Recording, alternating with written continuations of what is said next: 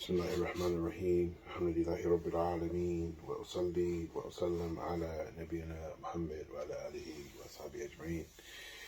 So, just came back from a light workout, not at the gym, but in the streets and at home. And inshallah ta'ala, I just wanted to share with the brothers and the sisters an important topic, as I've had some great conversations with some brothers at the masjid in the last few days. And the topic of who would you take for your friends? As we know, the Prophet wanted to say, الرجل, and in another narration, المرء على الدين على خليله فينظر أحدكم من يخالل كما قال. So one of the very first hadith that I memorized, the Prophet said that a man or a person is on the religion of his friend. So be careful who you take as your friends. So, growing up here in the West, there was a very famous song when I was very young, hip-hop song called Friends. How many of us have them? Friends, ones we can depend on, by the famous iconic group called Houdini, which one of their singers, recently he passed away. And the other singer actually is the first Muslim that I knew in hip-hop back in the early days. His name was Jalil, and he was even using rocking the turban back in the day. So we want to talk about the structural integrity of the Islamic Brotherhood, or the Muslim Brotherhood. How it's so important.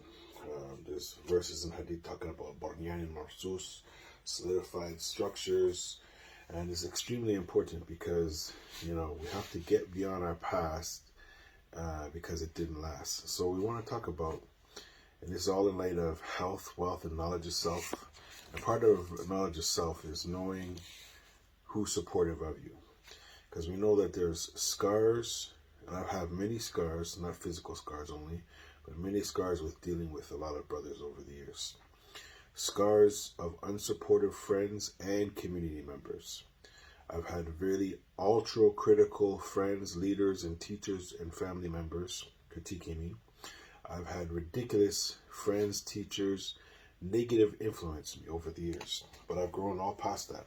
I've embraced the past because I know it didn't last. So here's some information. I've chosen to accept my past and get beyond it. Learn from it. Copy the good and delete the bad.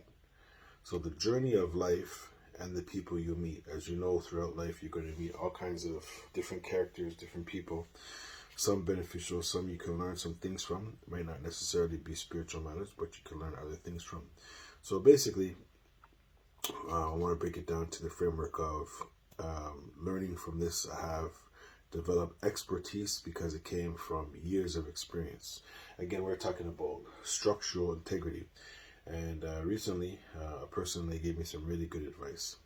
That when you have certain types of friends, you can't expect that the friends that you have to be interested in all the things that you do. So I was just taught this recently, or it was brought to my attention, that you should have friends that you learn your deen from. Those that you know, they're into the deen. They want to study the deen, they want to learn the deen, they want to practice the deen, they want to memorize the deen. That's number one. 2, friends that you study business and trading and anything to do with money, wealth. Number 3, friends that maybe you're into nutrition, or you go out, they're foodies, you go out and you eat out with them and you hang out with them. Number 4, friends that you play with. Could be video games, could be soccer, could be basketball, could be any types of sports activities, rollerblading, anything like that. You find people that are into that type of stuff and you hang out with them for those particular instances. And then you have those friends that you can confide in. You tell them your secrets, they tell you your secrets. But Red Fox, I believe he said, man, don't tell them everything because you could be educating an enemy. And we gave a lecture before. You can check it out on YouTube called Enemies, Frenemies, and Friends. Friends, frenemies, and enemies. Enemies, frenemies, and friends.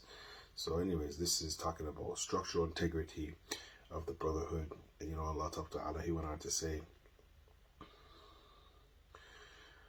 إِنَّمَا الْمُؤْمِنُونَ إِخْوَةٌ فَأَصْلِحُوا بَيْنَ أَخَوَيْكُمْ.